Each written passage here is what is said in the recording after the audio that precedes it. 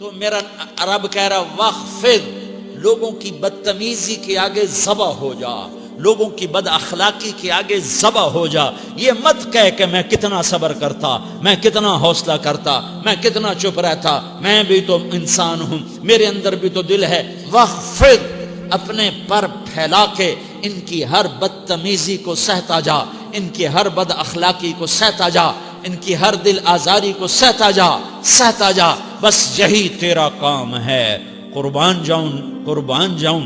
اتنے عالی اخلاق کے باوجود اللہ اتنی تاکید کے ساتھ حکم سناتا ہے کہ اپنے پر پھیلا دے، زخمی پرندے کی طرح ذبح ہونے کے لیے تیار ہو جا. ان کی ہر بدتمیزی کے آگے آہ نہ کر لبوں کو سی، عشق ہے دل لگی نہیں، سینے پہ تیر کھائے جا، آگے قدم بڑھائے جا. یعنی زبان حال سے کہہ دے کہ ہاں ستائے جا. وہ یہ کرتا ہے، وہ یہ کرتی ہے، اسے یہ نہیں آتا، اسے یہ نہیں آتا، اسے وہ یوں سناتی ہے، وہ یوں سناتا ہے، وہ یوں کرتی ہے، وہ یوں کرتا ہے. یہ آج کے اخلاق ہیں. کوئی آنکھ ایسی نہیں ہے جو خوبیاں ڈھونڈے. جس آنکھ کو دیکھو اس میں دوربینیں فٹ ہیں عیب پکڑنے کے لیے. کاش کوئی آنکھ ہوتی جو خوبیاں دیکھتی، کوئی زبان ہوتی جو خوبیاں بولتی.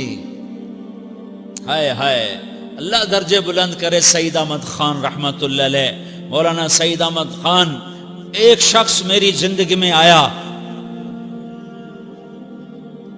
یہ سارا مضمون میں اس کی صحبت سے سمجھا ہوں، کتابوں سے نہیں سمجھا. مجھے کتابیں زبانی یاد تھیں، میں کتابوں کا حافظ تھا، لیکن اللہ کی قسم میں مضمون کتابوں سے نہیں سمجھا. یہ میں اس بندے کی صحبت سے سمجھا کہ اخلاق سیکھنے پڑتے ہیں. اخلاق سیکھنے کی چیز ہے، یہ پڑھنے سے نہیں آتے، یہ پڑھانے سے نہیں آتے. ممکن ہے بخاری پڑھانے والا بد اخلاقی کے انتہا پر ہو، بخاری پڑھنے والا بد اخلاقی کے انتہا پر ہو، کہ یہ چیز پڑھنے سے نہیں آتی، سیکھنے سے آتی ہے. پڑھا، کتابیں زبانی یاد کی، چٹائیوں کے ساتھ سل کے بیٹھ کے پڑھا، نہیں سمجھ میں آئے. ایک ہستی کو دیکھا، ایک اخلاق والے کو دیکھا، اس کے ساتھ چند صبحیں گزریں، چند شامیں گزریں جو میری زندگی کا سب سے قیمتی اثاثہ ہیں. تو پھر مجھے پتا چلا کہ اخلاق کسے کہتے ہیں، اور اخلاق بھی سیکھنے کی چیز ہے، اور اخلاق ہی انسانیت کا نام ہے. بد اخلاقی ہے تو انسانیت نام کی شے کوئی نہیں. میرے رب کو زیادہ تسبیحات کی ضرورت نہیں ہے. یوں ممبر پہ بیٹھ کے لمبی تقریروں کی میرے رب کو زیادہ ضرورت نہیں ہے. بچھ جاؤ، پٹ جاؤ، مٹ جاؤ، لٹ جاؤ، اور اللہ کے دربار میں اونچا مقام پالو. لوگوں کی سہنا سیکھ لو، لوگوں کے زخم سہنا سیکھ لو، لوگوں کی لگائے ہوئے نشتر، لوگوں کے لگائے ہوئے زخم چھوڑ دو رسنے کے لیے، چھوڑ دو گھاؤ بننے کے لیے، چھوڑ دو انہیں گہرا ہونے کے لیے.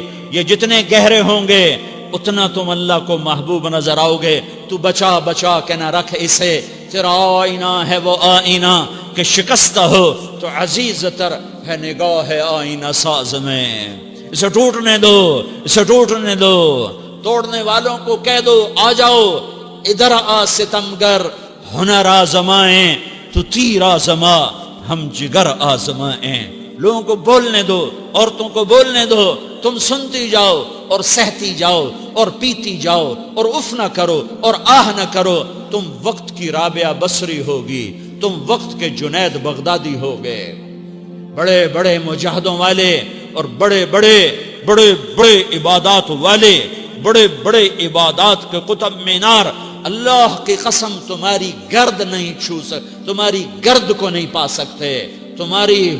تمہیں پہنچنا تو کہاں ہے، تمہاری گرد کو بھی نہیں پہنچ سکتے ہیں. اگر تم اپنے اخلاق قابو کر لو، اپنی زبان پہ قابو کر لو، لوگوں کی دل آزاری پہ چپ رہنا سیکھ لو، لوگوں کی تکلیف پر چپ رہنا سیکھ لو، اور لوگوں کی بدتمیزی پر چپ رہنا سیکھ لو، اور برے سے اچھا بننا سیکھ لو، برے کے سامنے مسکرانا سیکھ لو، تانے سن کر بھی مسکرانا سیکھ لو، تو تمہیں زیادہ نفلوں کی ضرورت نہیں پڑے گی. تمہیں لمبی لمبی تہجد کی ضرورت نہیں پڑے گی، تم وہاں پہنچو گے جہاں کوئی نہ پہنچ سکے گا، تم ادھر جاؤ گے جہاں کوئی نہ جا سکے گا، تمہارے مقامات کو کوئی پا نہ سکے گا آخرت میں، نہ دنیا میں نہ آخرت میں۔